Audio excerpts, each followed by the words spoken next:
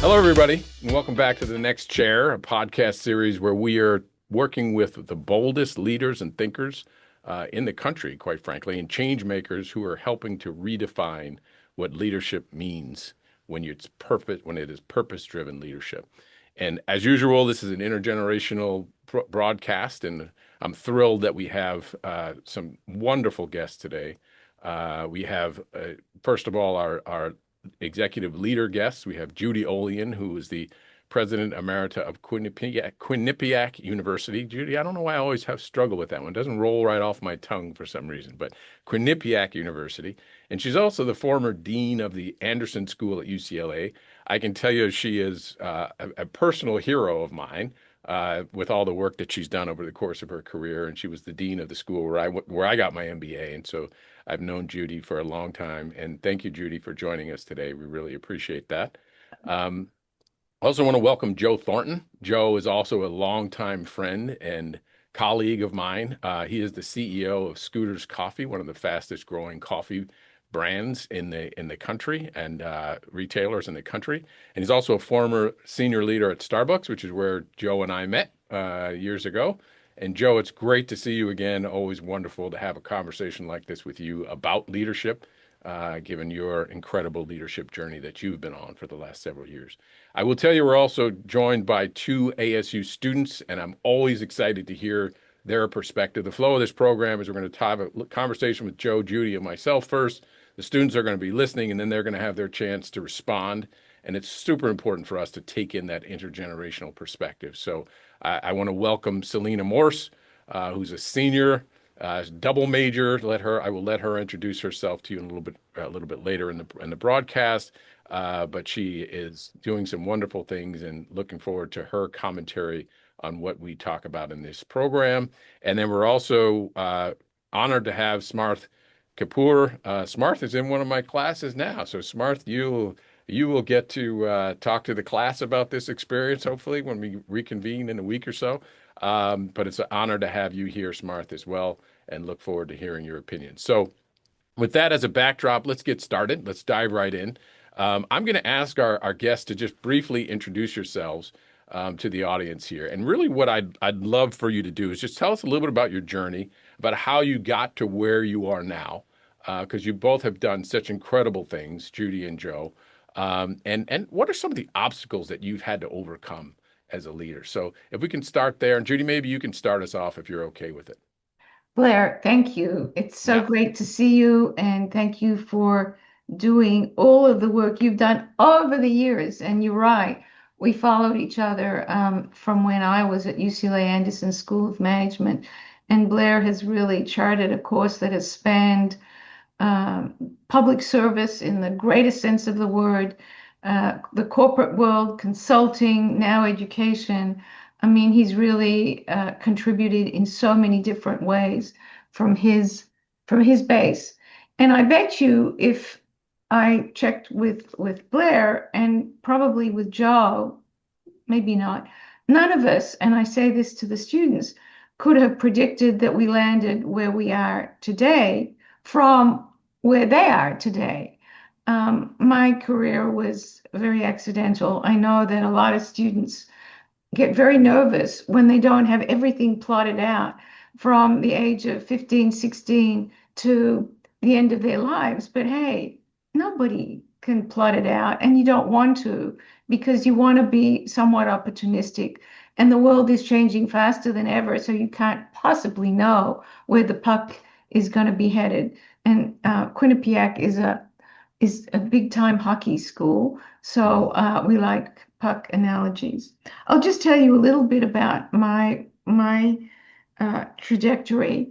I have an international background. I was born and raised in Australia, then ended up in Israel, and through the circumstances that are unplanned, I ended up in Wisconsin on a visa that I couldn't do anything but go to school. Mm. I had no plans on going to school, but it was either go crazy on an F2 visa because I was the spouse of my college sweetheart or go to school. And that's how I ended up in graduate school. I think having been born and raised uh, internationally has given me an appreciation of what goes on outside the US and a real fascination. And I hope some humility to know that we're not exactly ever the only place in the universe or necessarily the center of the universe. And so having that global view is something that I really encourage students to have. From there, I ended up again accidentally doing my master's and then my PhD degree, and I had an academic career. But over one's career, one has the opportunity to discover what one loves and what one is really good at and perhaps not so good at. And, the advice is go where you really love something and are good at it. And so I found that I was good at boundary spanning roles, bringing people together from diverse places and getting things done. And that's how I got kicked upstairs into academic leadership roles. I was a dean of a business school in two places, Penn State and UCLA, and then president and now president emerita of Quinnipiac.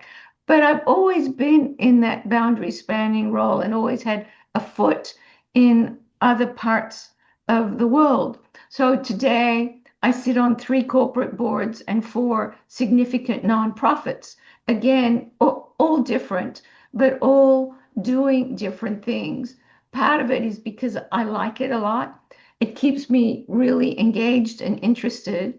And hopefully, I'm also bringing different skill sets into those different environments. And if I had to go back and ask myself at 18 or 20 or 22 or even at 30, what would you be doing at this stage of your life?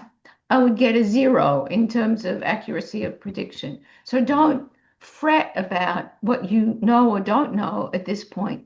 Just do the best you can do. Those are table stakes, but also follow your love and follow what you're good at.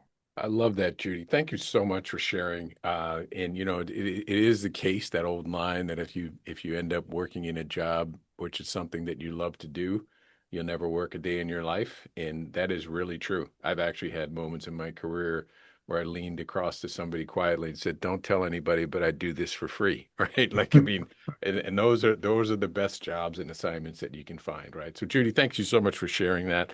Joe, over to you. A little bit about your journey. Maybe Yeah, a little bit about some of the things that you've overcome in your journey would be great to hear too. that was great, Judy, what you shared because for Selena and Smart, the self-induced pressure is real. I mean, it is, especially when you're have aspirations to do great things, as I'm sure both of you do. But I can tell you, as a young kid, I couldn't even dream this big. That was a different challenge for me. Is how do you break through and believe in the possibilities? And those started to manifest themselves along the way. I had to put myself through college, a degree in my focus was in business administration, but I also got a management job while I was in college, and it led me to really take an accelerated route there and say, I think this is a lane I can go in, but who knows what that's going to look like. And even within that space, I've been fortunate to work for some great American brands. I spent 14 years at Blockbuster Video when that was a thing, Oh yeah, the good years as I I call them. remember. I remember. Although the last four of those 14 years wasn't so great. And so that taught me some different business lessons. And then I had this opportunity that was presented to me to go to Starbucks, and I spent 11 amazing years at Starbucks Coffee Company.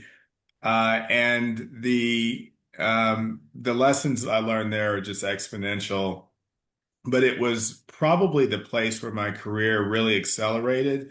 And, Blair, to your question, one of the things I overcame was the obstacles that I had put in my own way. Mm, One of them was not being courageous enough. And uh, I remember during that journey, about 3 years in, realizing that the more clarity I had about my direction and career, the more clarity it gave others. They weren't the issue, I was the issue. mm, And be courageous, because what's the worst thing that could possibly happen? You lose your job, you go get another one. But one of the things along this journey I've learned, and this was from a conversation I had recently with um, John Clifton, who's the CEO of Gallup, and reflecting on one of the books that Gallup wrote about blind spots. And every executive leader has them. And I was pretty good at describing them for other leaders along the way to help my acceleration. But when I left Starbucks, a lot of the questions I got at the time, why in the world would you ever leave there? And this is where relationships matter. Someone I'd worked with in a prior life became a CEO of Jamba Juice and said he needed a chief operating officer and called me. No interview, no recruitment process. That's what relationships do. And so I went to Jamba Juice, turnaround situation, public company needed to be private. We took it private. And once we sold it, I took 16 months off, started writing books, did the LLCs, trademarks, logos, all that stuff. And that's been a fun journey. And so writing is my passion. That led me to get on the board of Reading is Fundamental, which is the one board that I sit on. Then I spent a couple of years in the airport space as COO for HMS Host. They operate all the airport restaurants across North America. And then I got a call about 3 years ago from Scooter's Coffee, who was looking to grow and kind of at that stage, moving from a founder-led business to professionalizing it and needed someone with experience. And I came on board as president and then took over CEO a couple of years ago. And so here I am. Could not have predicted this journey. Wonderful. And Joe, there's so many great things that what you've said just now. I mean, I'm going to pick out one though, which is just about relationships. And you two are an example of relationships that I have had the pleasure and good fortune of having. But that notion of networking. I have an expression that I say to students, and Smarth has heard me say this: network all the time, not some of the time, all the time. Every single opportunity whatever chance you have, whether it's in a classroom, a university, or at a convention, for that matter, out at a restaurant, if you have a chance to meet new people, meet them, because you never know where those relationships are going to go. So really appreciate that. Yeah, go, Judy. I just want to follow up on what Joe said and about relationships, and then talk about one obstacle that I think is relevant here. I came to UCLA and I came to Quinnipiac because of relationships. And at UCLA, it was because I had volunteered for certain things. I was heading some commission, a volunteer role that nobody wanted. It's like Mikey will eat it and taste it. It was me. And that led to them getting to know me and offering me the job. Same thing at Quinnipiac. 12 years later, after I had met the chair of the board of Quinnipiac, he contacted me for the presidency 12 years later. But what I wanted to mention, just an obstacle. When I was in college, I went to the Hebrew University in Jerusalem. I was working throughout college. I mean, it was kind of the thing. And I was working as the afternoon secretary for the CEO of the university. I spoke languages at the time. And I was doing what I thought was a pretty darn good job. And I got a pink slip one Friday afternoon saying, "You're fired."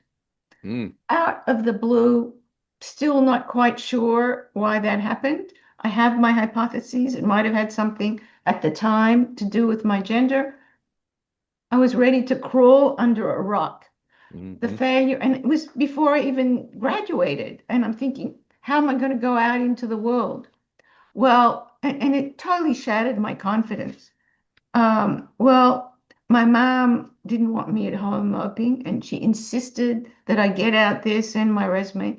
And I landed a phenomenal job after that was so much better than anything. They kind of understood. And so you cannot let obstacles slow you down or fail you. Lots of things happen for reasons that you can't control. You have to believe in yourself.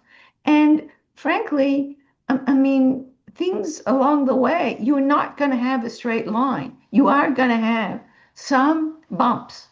And the key is, it's just like playing basketball or football. If you miss a pass, you still have to get up and play the next play. And some great things can happen from there. Yeah. Some better things can happen from there. So don't let a misstep or a failure or a bump ever slow you down, because Yeah. that's Yeah. part of the journey. But it's Yeah. part of going up and out. And it's also the biggest lessons come from that. The biggest growth comes from that, right? And as long as it doesn't knock you out of the game, the champion gets up one more time, then they get knocked down. That's the definition in my mind. So that's thank you for that, Judy and Joe. Really appreciate it. I want to take us on a little journey here to where we are as a nation right now, because we desperately need more leadership in this nation, intergenerational leadership. And this is kind of an apolitical show, as I've told everybody who's on it. So we're not here to, you know, lambast any particular party or group, but we do have some issues. Okay, and you know them as well as I do. We've got social issues, we've got political issues, we've got economic schisms that are occurring in this country all at the same time. And I think it may be accelerated by AI. It could be helped by AI. It's still yet to be determined, but there's a lot of people who think that nations are eternal, right? That they last forever. No matter what you do, you may poke a slight hole, but you're not going to damage it irreparably. History has shown that's not the case, and it feels a little bit like the direction of the American economy, our social construct, with AI layered on top of it, that we may be facing some threats to our nation's longevity. And obviously, those are threats that require leadership. I'm wondering, Judy, starting with you again, just from a higher education standpoint, what's your perspective about the direction of the country right now, and what might be needed to help turn us around?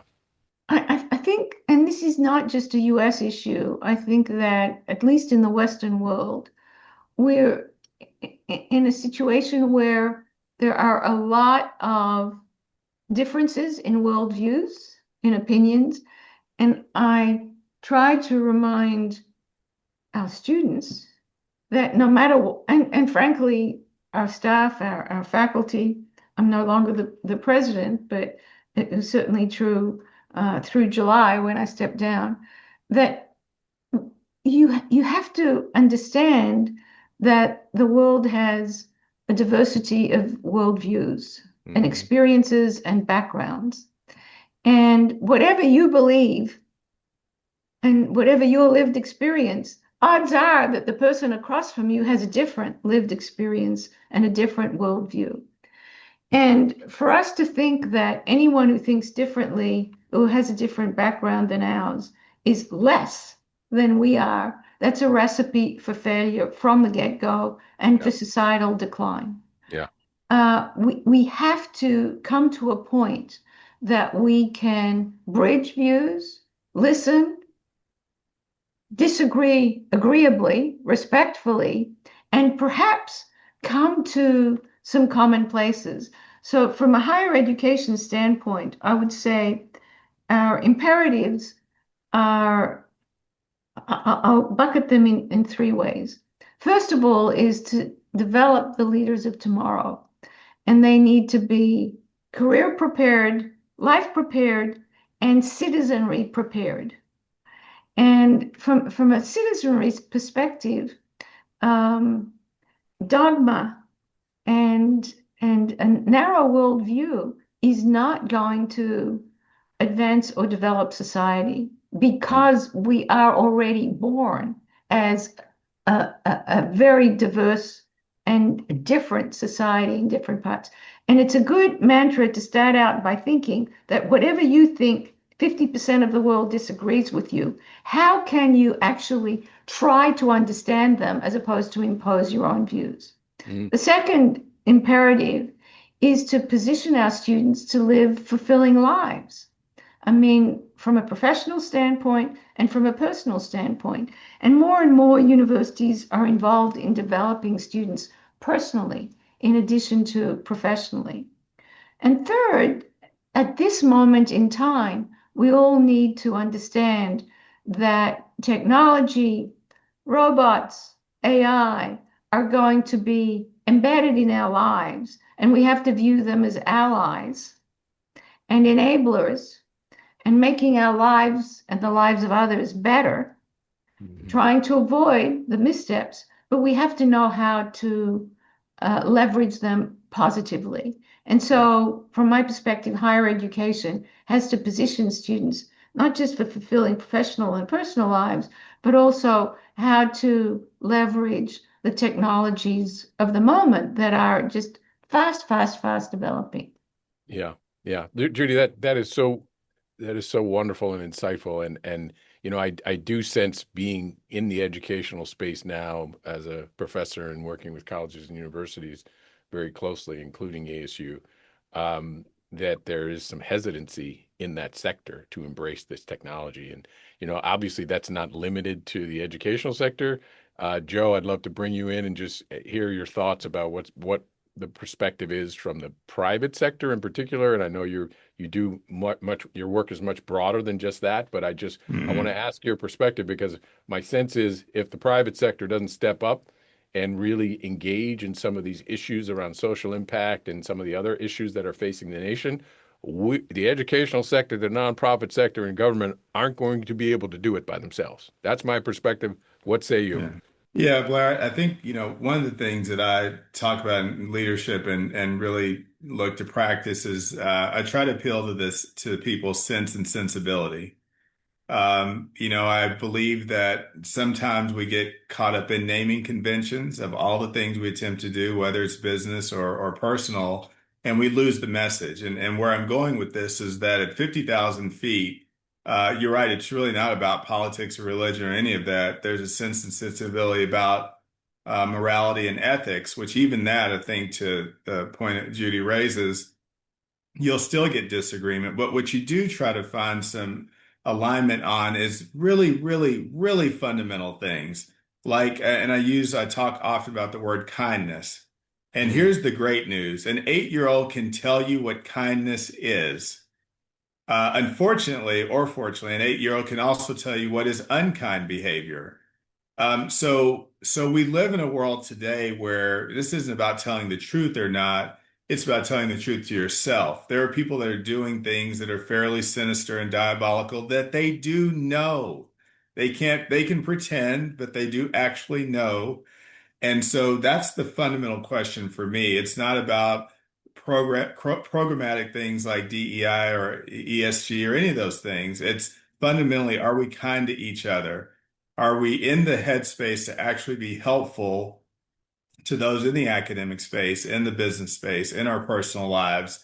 And you can opt out of that. There are plenty of people that are. That's fine, but do not pretend to not know right. what the difference between kindness and unkind behavior, and that transcends all generations, all languages, all nations.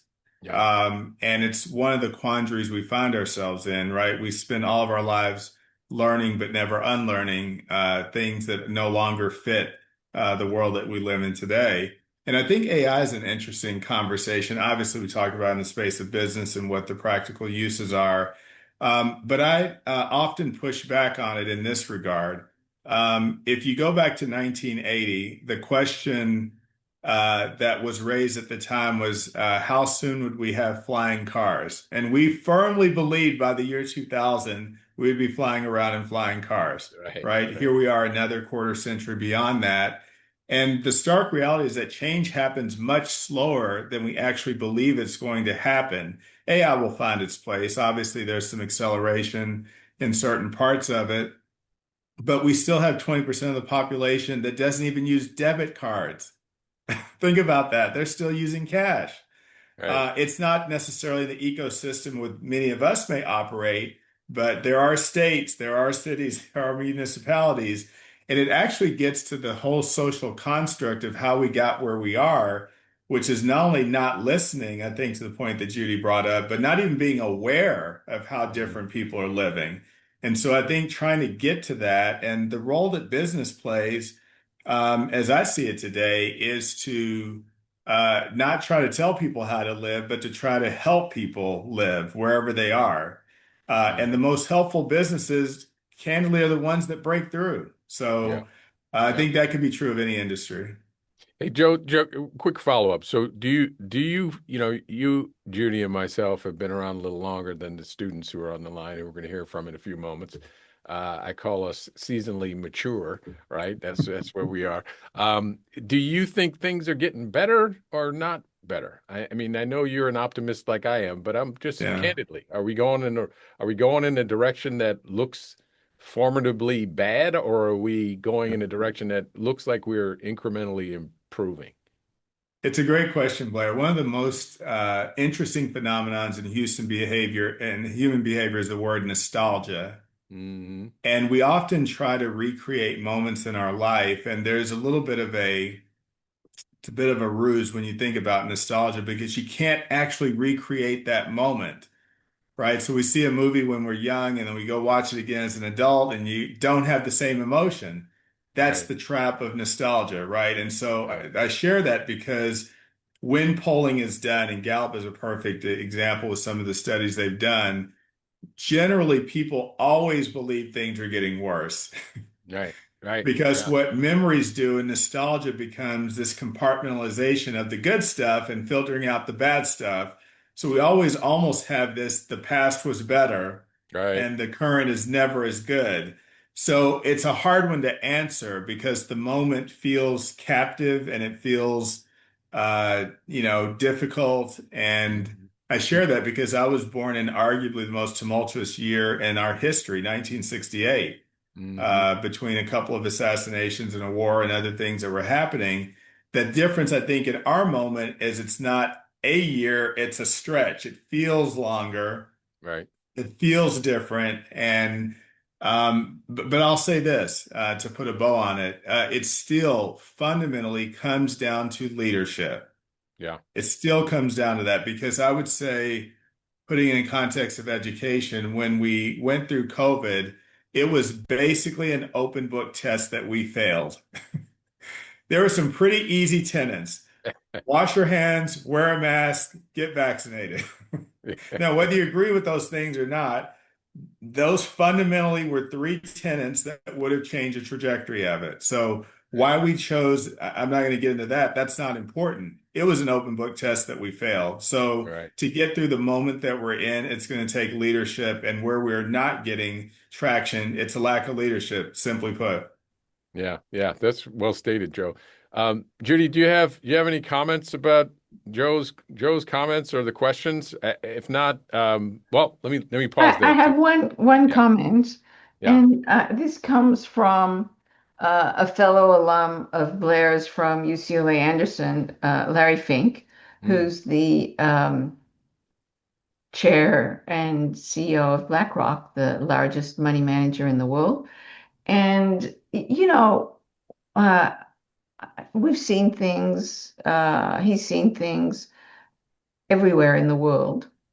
And we were at actually at a UCLA Anderson gathering fairly recently, and he was asked, "Well, what do you think of the moment?" and so forth. This might have been after Liberation Day and Hmm. the tariff imposition. And he said, "Look, you can't respond to everything on the moment.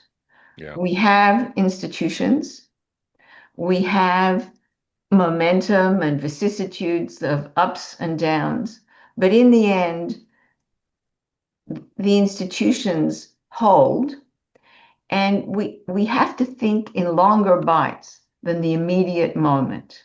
Hmm. And when you think about, I mean, both of you are in the business school. When you think about investing, there are day traders, and there are short-term investors, and there are long-hold investors. And in the end, you build value by seeing the larger trajectory. Hmm. And I don't want to minimize what's happening in the moment, but I also don't want to forget the strength of institutions and the Yeah. strength of communities to do the right thing over an arc of a period. So it might be tough for a few months or Hmm. even for a few years, but the institutions hold, and you need to look at history in longer bites. Yeah, I really appreciate that contextually, Judy, and it does help. It does help to think about that. Unfortunately, I do think we've become a very myopic, sort of short-term society, and the business sector is probably leading the way on that with quarterly driven results and everything else. So it's hard to get somebody who's in a 2-year congressional cycle to think about 15 and 20 years from now. Yet other countries around the world, especially China, and I know you know this, are thinking 40 years out, right? And they're planning for what's going to happen to their cities, to their country, to their educational systems 40 or 50 years out. And we're having trouble with that 2-year, 1 or 2 year cycle or even quarterly cycle back in the US. So there's the threat for the country is a global threat as much as it is an internal threat today, which, 50 years ago, that might have been a different story, particularly economically and even educationally, as you know. So these other countries are catching up and thinking exactly as you're speaking. And I agree with you 100%. I also agree with Joe that it is about leadership, and it kind of comes back to it's about leadership, right? And so that is, it's such a germane topic for today. Speaking of leadership, I want to ask a tough question. Not that any of the previous conversation hasn't been a little tough, but this one's going to get into the weeds a little bit, which is, the perspective that I often have is that our generation didn't do what we were supposed to do. We got sidetracked into a lot of meism and lost a little bit of our perspective of the big picture and how do you help others and how do you give back to society. And some of the statistics around that are pretty remarkable in terms of the gaps that have grown and in between wage earners and CEOs, et cetera. No offense, Joe, but those have gotten to be pretty huge today. And it's one indication of just we've gotten away from really investing in the people who are driving our economy from kind of the ground up. And I just wonder if I can ask you both this question. How do you feel, or do you feel, let me put it this way, that maybe our generation failed in leadership in many ways, and that we're leaving, massive deficits, economic inequality, schisms between the different races and different people and genders and all the things that I think, Judy talked about being such a positive thing to dwell on and with so much opportunity. Where we're leaving, homelessness and a whole bunch of issues that have literally exploded in the last couple of decades. And I just wonder what your perspective is. And Judy, let me go back and start with you.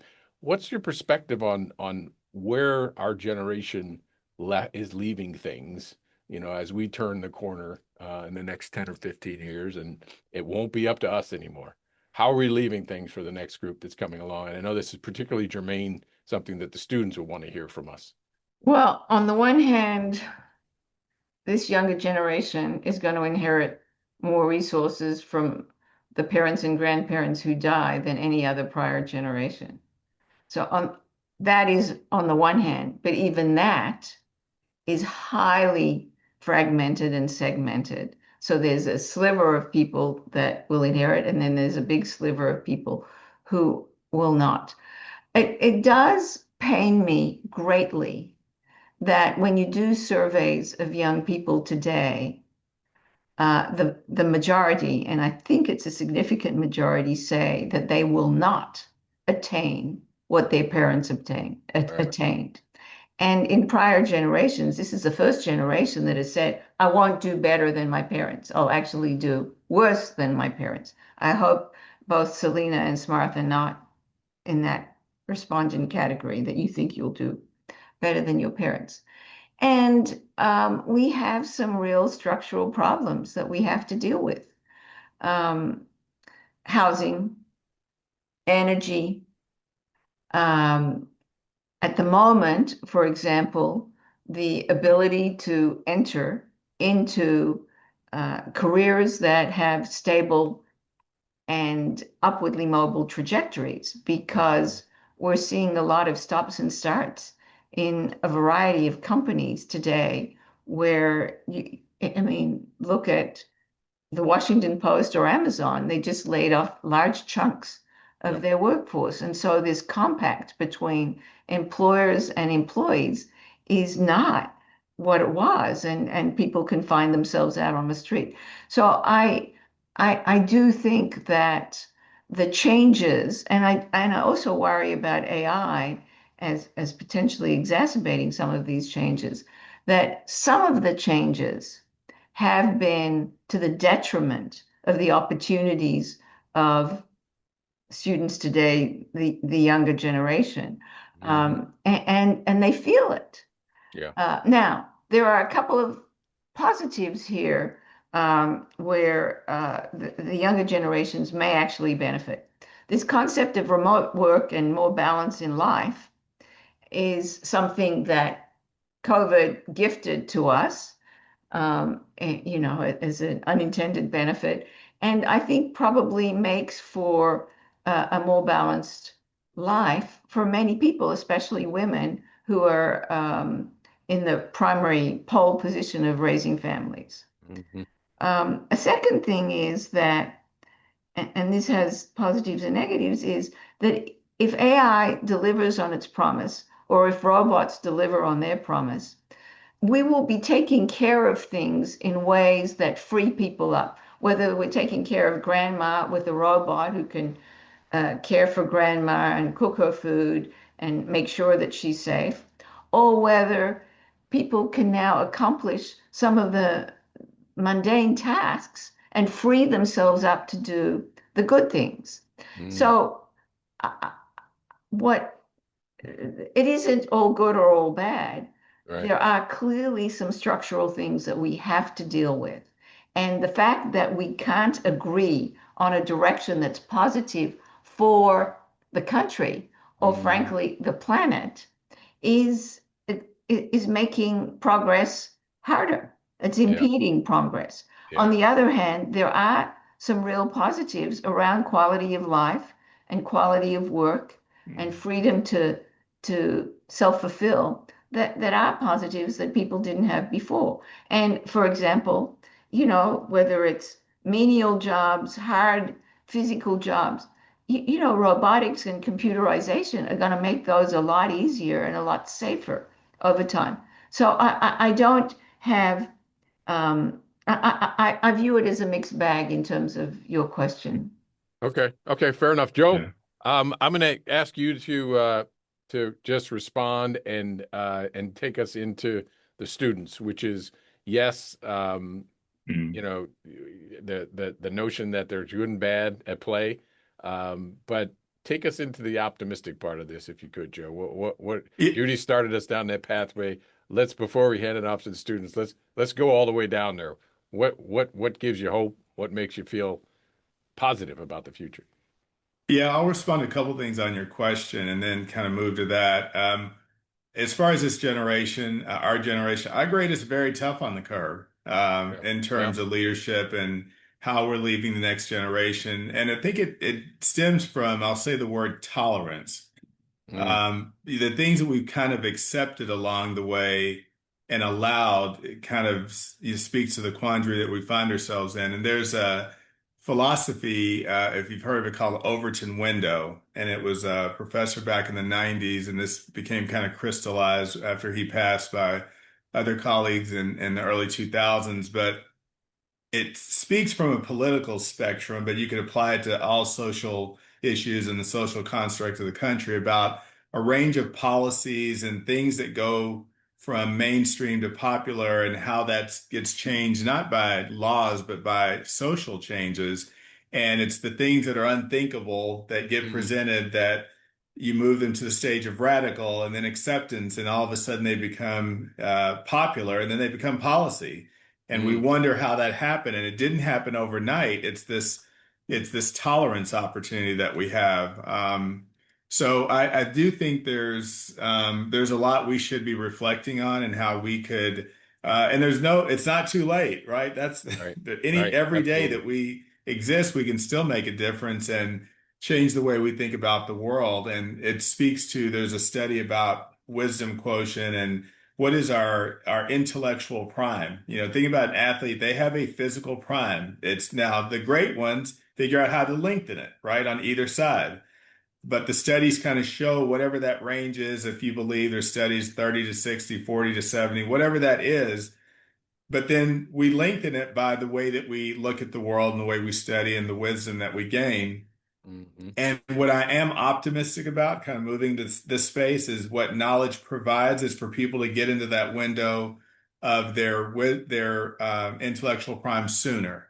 Hmm. And that's what gives me hope about the current generation, whether it's Gen Z, Gen Y, Gen Z, or now, of course, Gen Alpha, which is turning 16 this year and becomes more of a factor in how we think about the world. So I'm very optimistic in that regard. We should be in our generation listening more acutely than ever before. And the advice I would give to Smarth and to Selena and to other students sounds counter to what we might have said, and certainly what our parents would have said years ago, is I don't buy into the notion of respect your elders, respect the wise. They may happen to be older, hopefully, and they've experiences that can help you. But all that to say is this fundamental truth: call out nonsense when you see it, right? No Yeah. matter what the age, and no matter what the institution or place you find yourself at. Good sage advice to go over to our students now.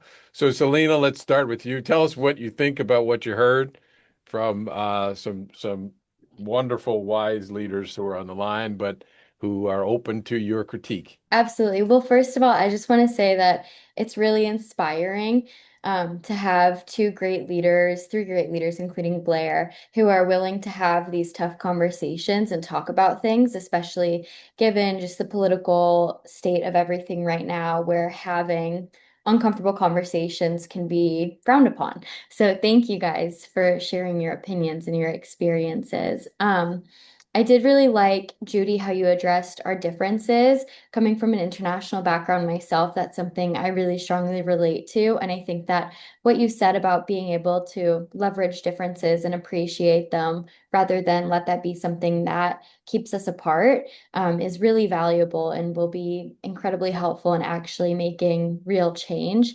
And I also like the point that was made about looking at things less short term and more so thinking about time in longer periods instead of 2 to 4 years, thinking more of how what we do today will impact people decades down the line. I think we've become so focused on right now, and social media definitely is not helping with our short attention spans and, only being able to think a couple minutes, a couple hours in advance. So the idea of just thinking more long term is definitely something that the younger generation especially needs to be more aware of and think more frequently about.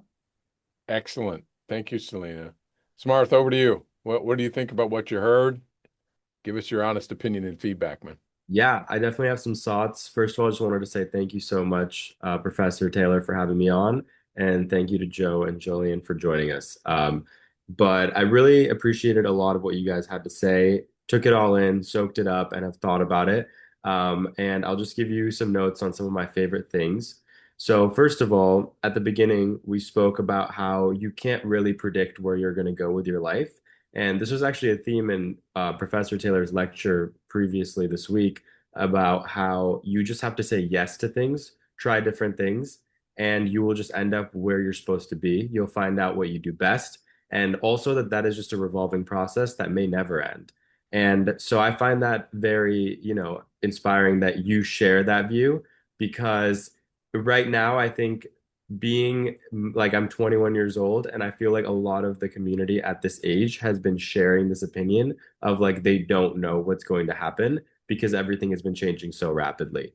So I think that sort of brings a little bit of ease coming from a leader just to know that, it's going to be fine. You're going to end up where you are meant to be. And then from Joe, I think that I really, really liked what you had to say on making leadership just fundamental about like, is everyone being kind to one another?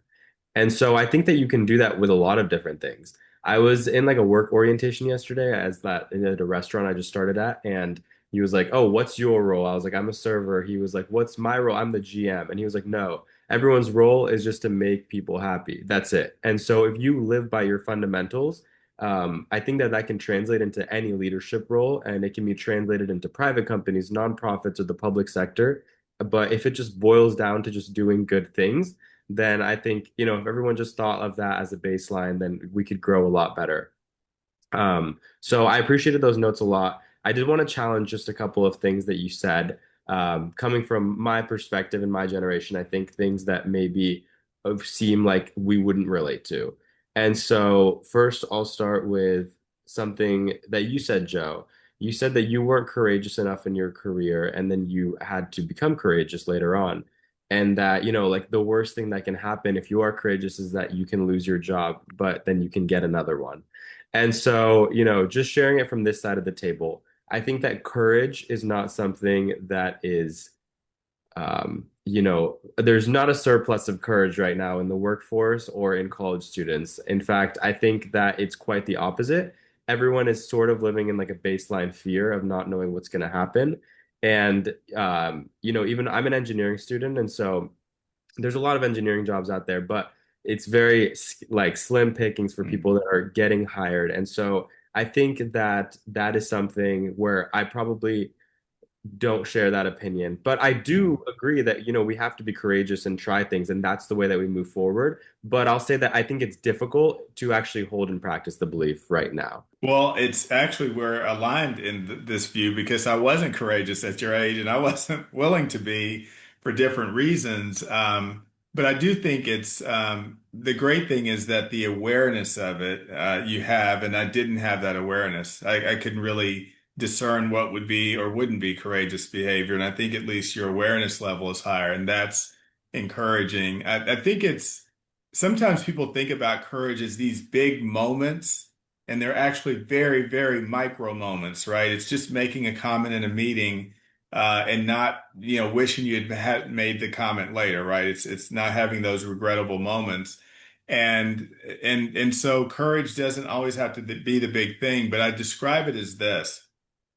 If there's a basketball game and someone gets fouled in the last seconds, they've got two free throws to win the game and they miss them both and they lose, that's the moment, right? Like it's coming back after the game's over and the arena's empty and showering, coming out and shooting the two and making them. It doesn't matter. It doesn't matter then. It's in that moment. So it's actually thinking more about the things you're doing in the moment, and they won't necessarily feel courageous, but in reflection, they might actually. But I think you're actually spot on that you have to weigh the risk reward as you go on your journey. And the last thing I'll say on it as a CEO today, I recognize, I actually say this to the executive team often.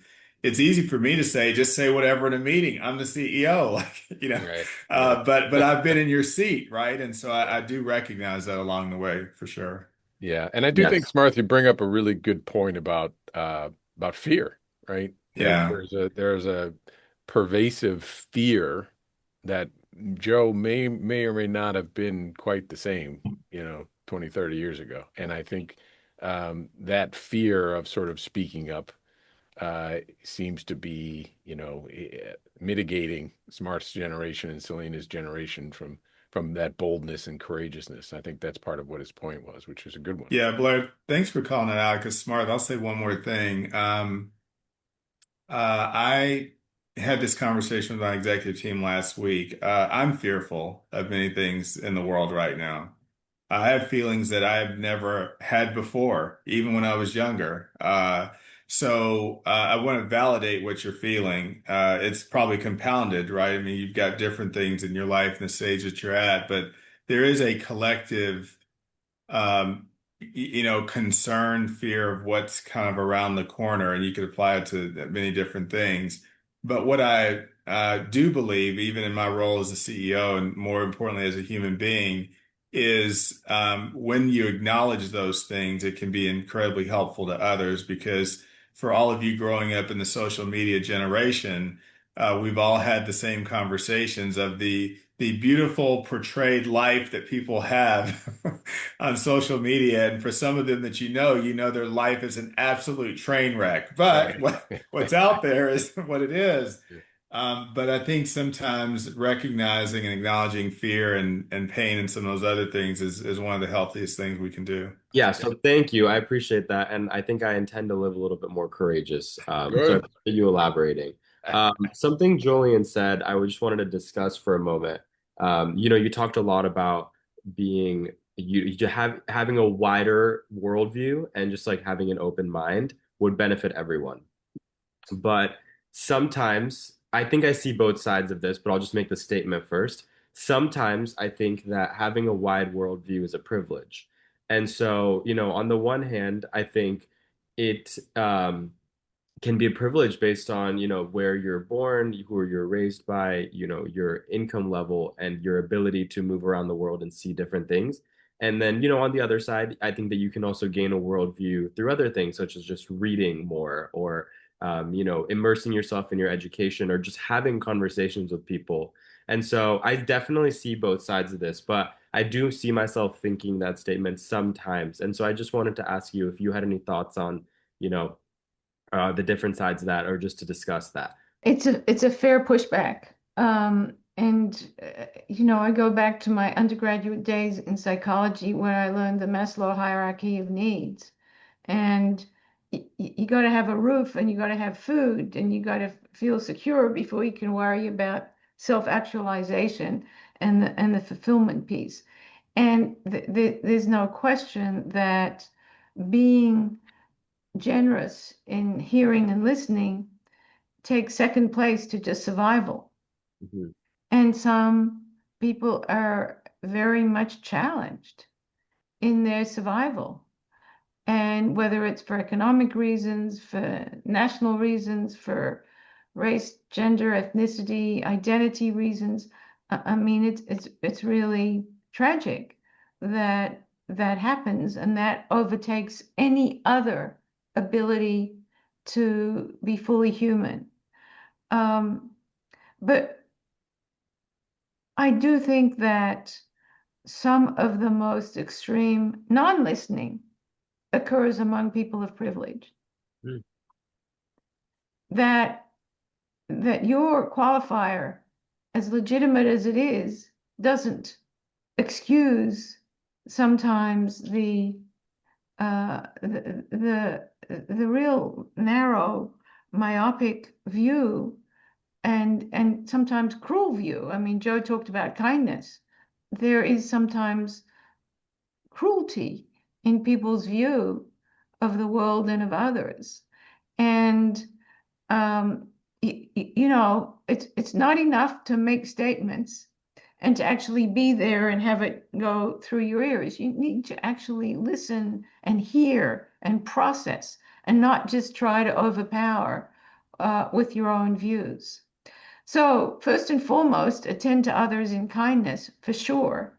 But secondly, part of kindness and generosity is really trying to be open to learning something more than you know yourself. It could be a worldview, it could be knowledge, it could be talent, it could be ways of of of helping others, of behaving. Um, but that is also a sign of kindness and generosity. And then, of course, we will come to a better place in civil society where we can take our differences and try to come to a better place. Not for everyone, because I'm not naive enough to think that everyone's going to think that the solution is great. Unanimity isn't the goal, but to make it generally better, if we could respectfully come together. And there's no question in my mind that there's a layer of safety that and the Maslow hierarchy of needs, the first couple of layers, that everyone deserves as part of being human, and that we have to attend to first. But I will tell you that sometimes, and we're more senior than you, Blair, Joe, and um, I have seen some of the less kind, the more extreme views among people of privilege.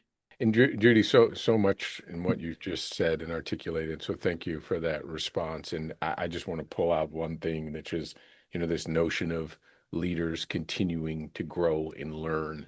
And, Smarth has heard me say that repeatedly in our class together, that you have to commit yourself to being a lifelong learner. Things are just moving too fast.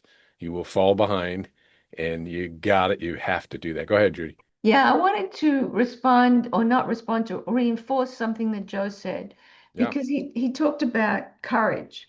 Mm-hmm. And I think every one of us, Blair, Joe, and I, in our leadership roles, will tell you that you can get pretty isolated in your leadership roles because everyone's trying to basically suck up to you and not rock the boat. Um, and Blair knows I taught a leadership class in the MBA program at UCLA for a long time. And we would have some of the top CEOs in the world come through. And one of them was Bob Iger from Disney. And I'll never Mm-hmm. forget this.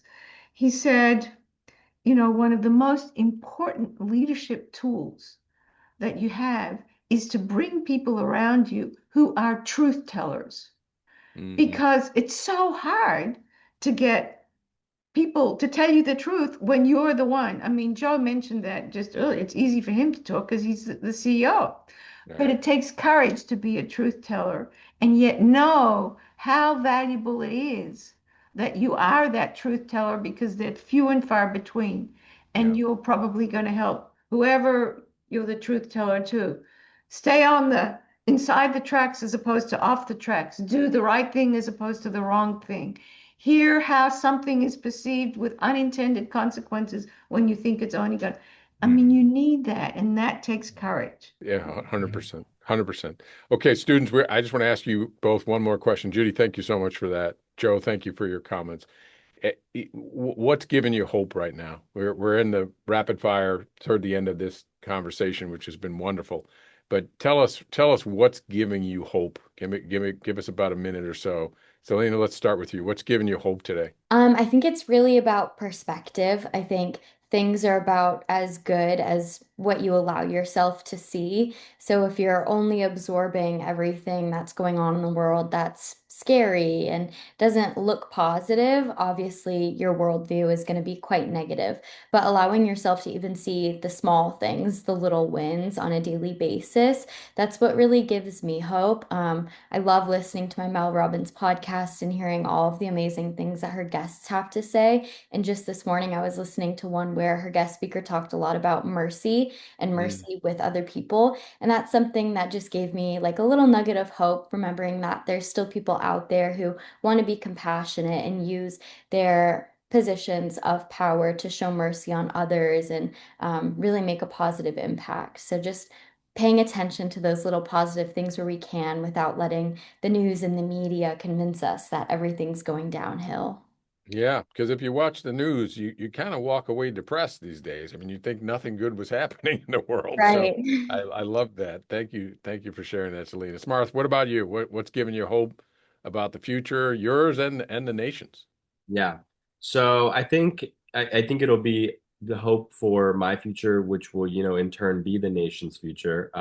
So what's been giving me hope on that aspect is like the adaptability and the community of my generation.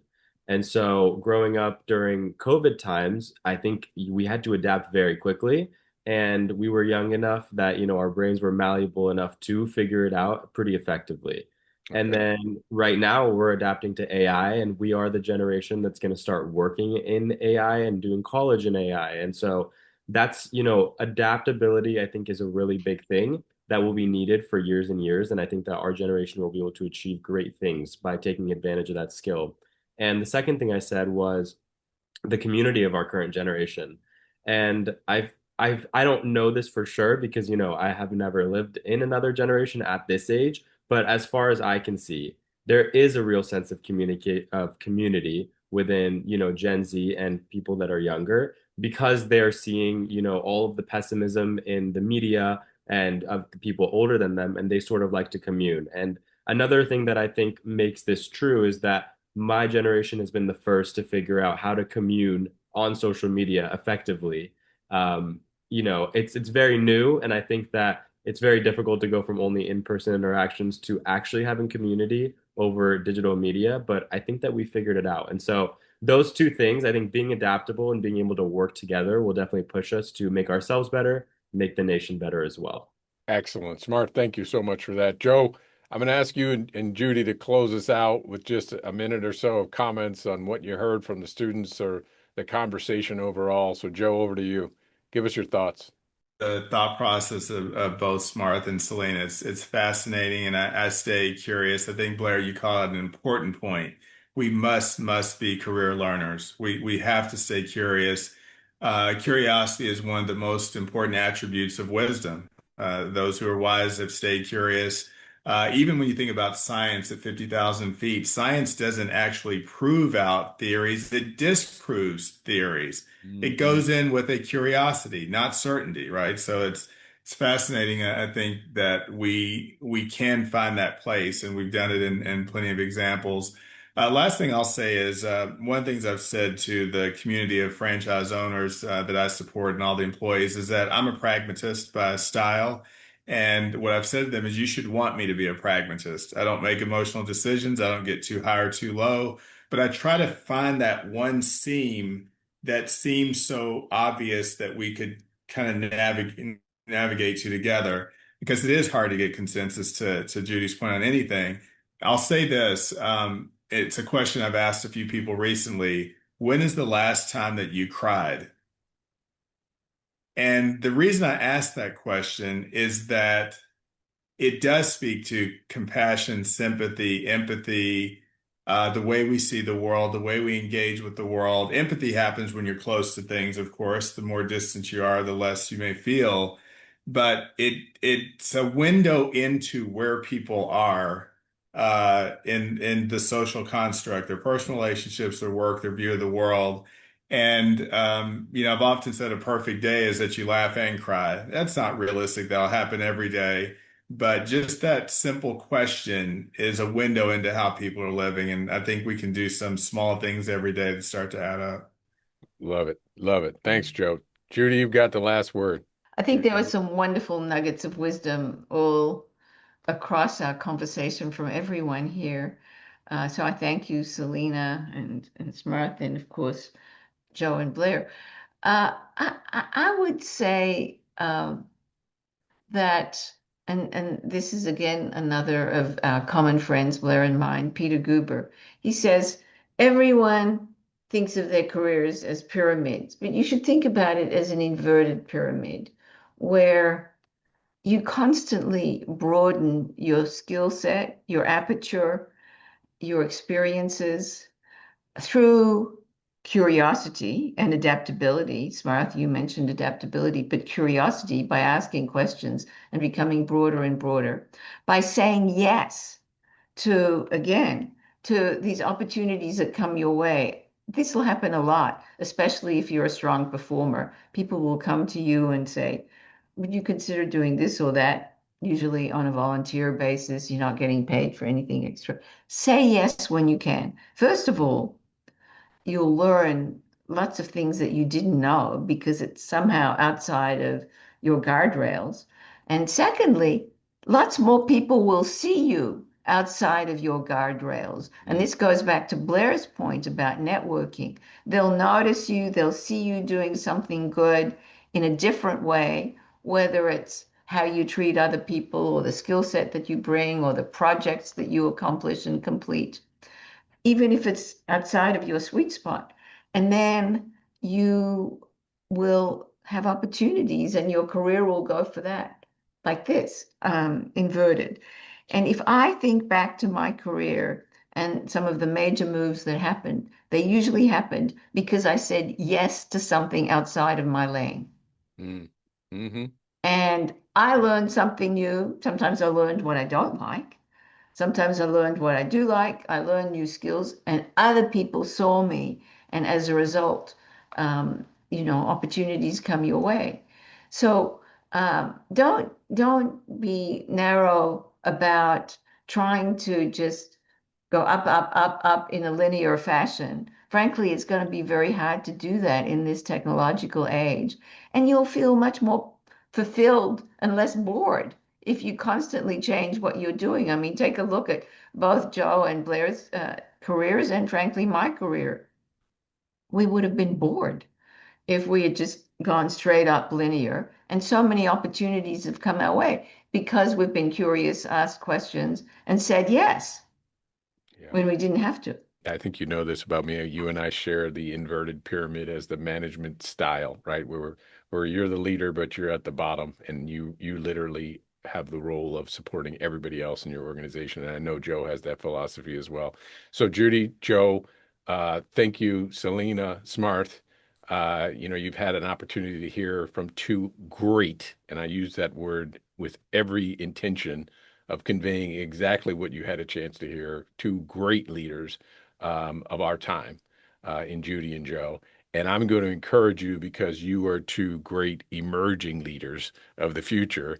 And so we all had a chance to hear from you, which is equally important. So Yeah, I want to very thank you all. impressive. Yeah, I want to thank you all for joining the next chair, and we appreciate you. Keep doing what you're doing, and we will stay in touch and talk with you, all of you, in a future time. So thank you so much for being here. Thank you, Blair. Thank Thank you, you. everyone. Thank you, Thank guys. you so everyone. much.